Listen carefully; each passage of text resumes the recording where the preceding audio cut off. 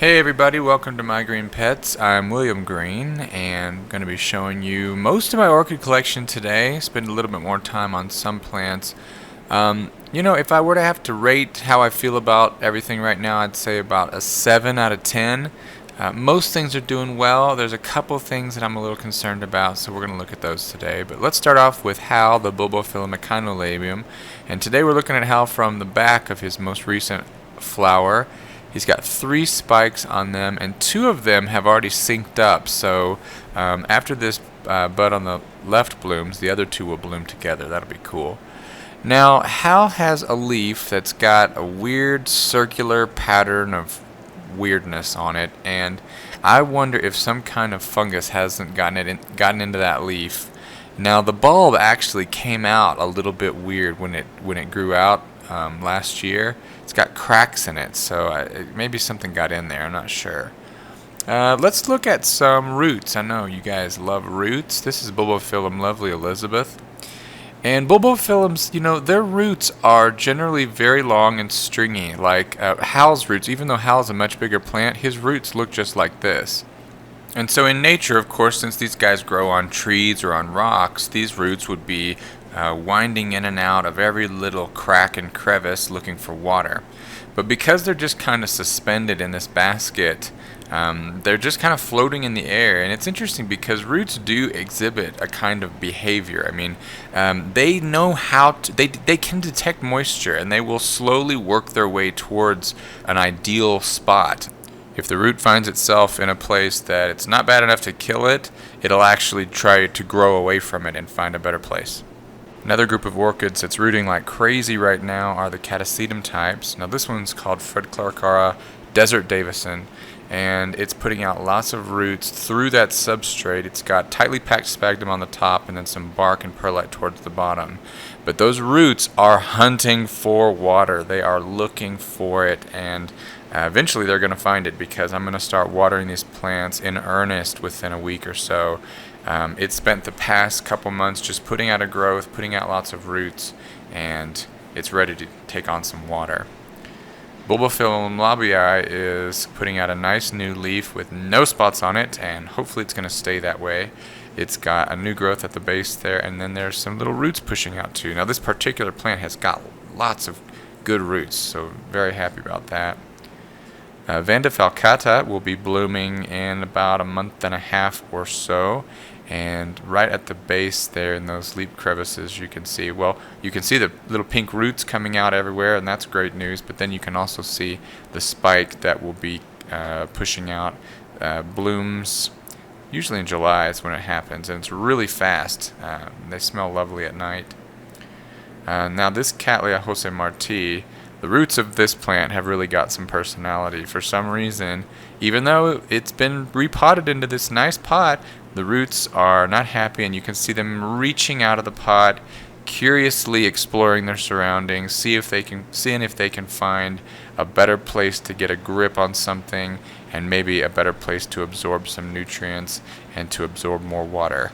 So the granite that I'm using is quite dry, and that's more for keeping them dry in the winter, so maybe they are hunting a little bit for water.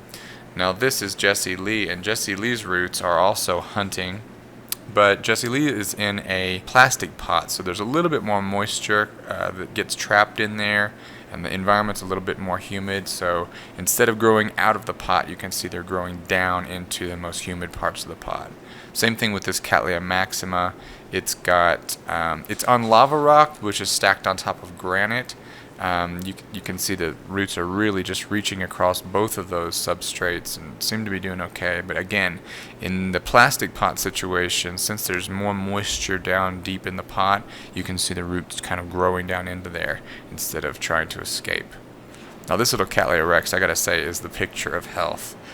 It's got a brand new growth. It's just now putting out lots of roots, and they are nice, big, fat, juicy roots. You can kind of see them, and then some of them are actually coming out the bottom there, and that's just great news. And then if you can see at the base of that newest growth, there's another growth pushing out, and yeah, this one's just looking great. You can see how much bigger the new growth is compared to the older growths. You can see it just really shot up there.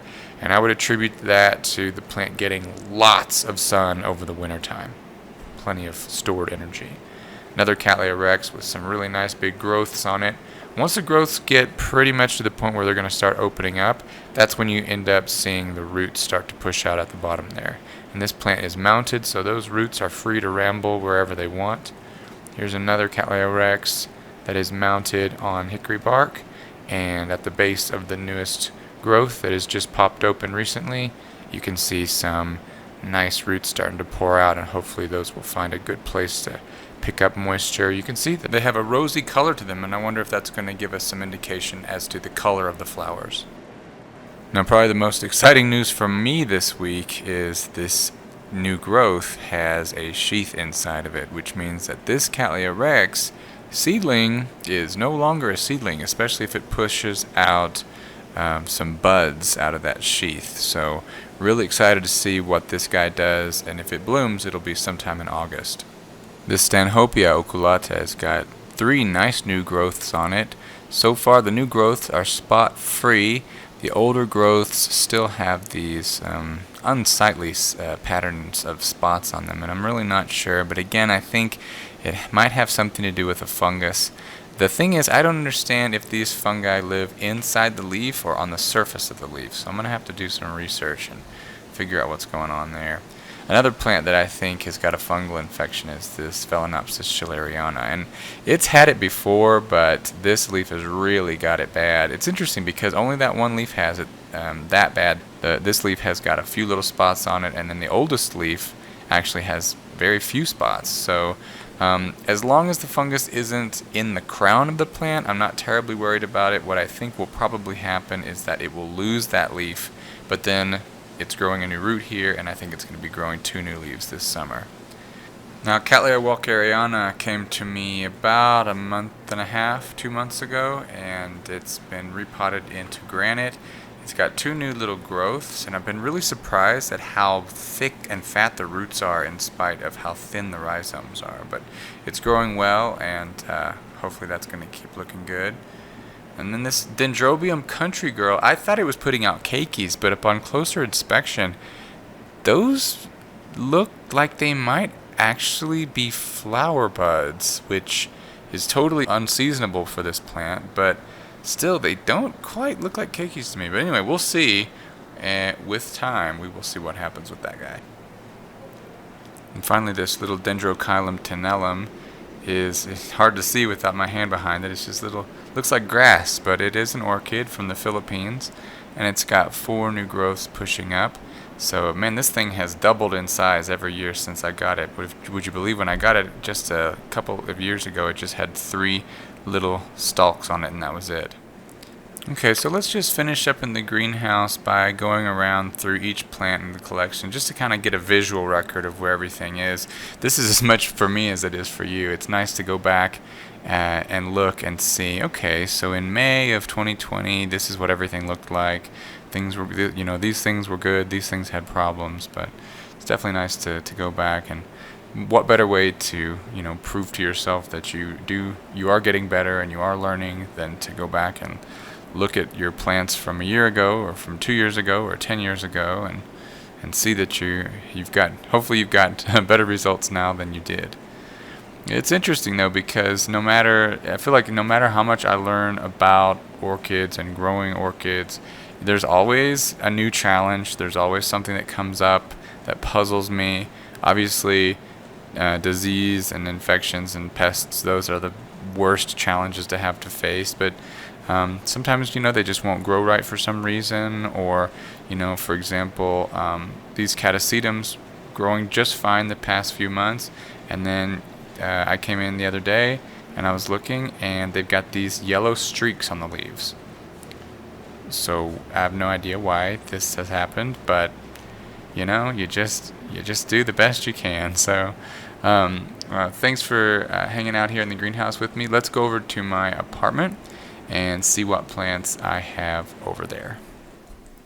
Okay, back in the apartment we are, and it's a terrible time of day to be filming, but we're gonna have to make it work. So the first thing that I want to show you is that a coworker gave me this at work the other day. So I wanted to show you.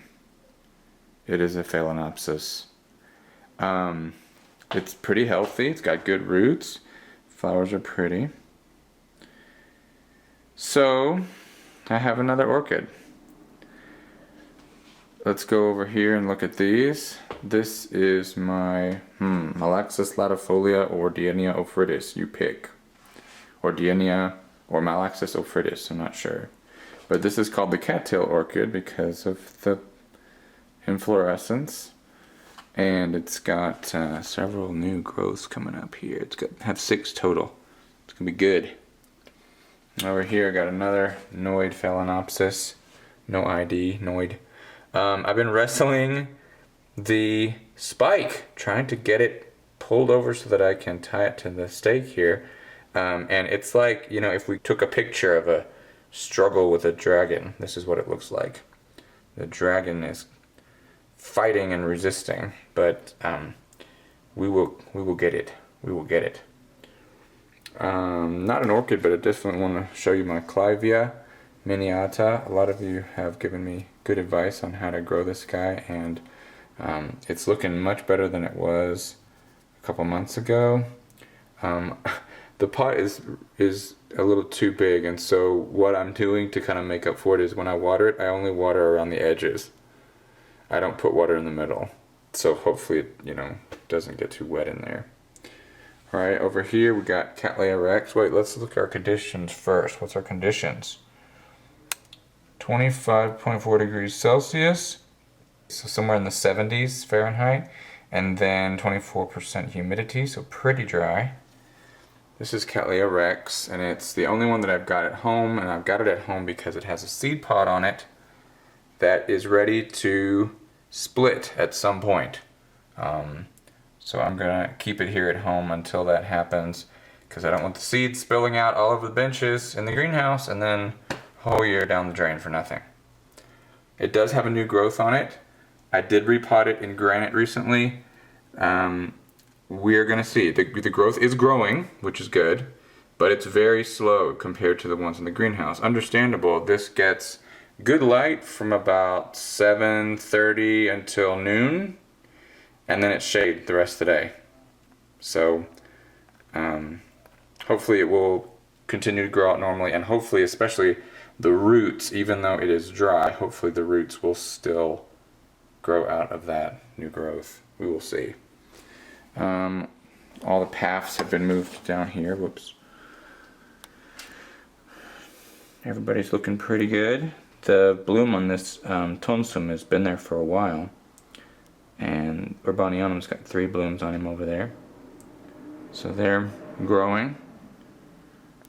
And then my monster half prime child up here. Doing pretty good. Hasn't bloomed in a couple years.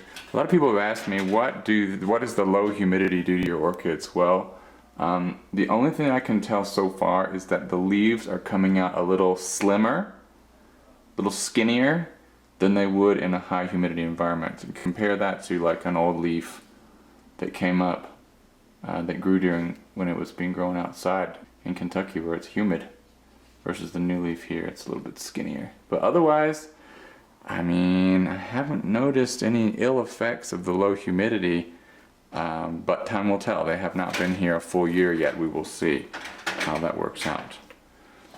Okay guys, that is it for my green pets. I really appreciate you stopping by. You know, I have been considering recently getting a grow tent and a light setup and maybe trying to get my whole collection here instead of having it at the greenhouse. Do you guys have any thoughts on grow tents? I'm really considering it. It would be nice to have everything here and have all the conditions completely under my control again.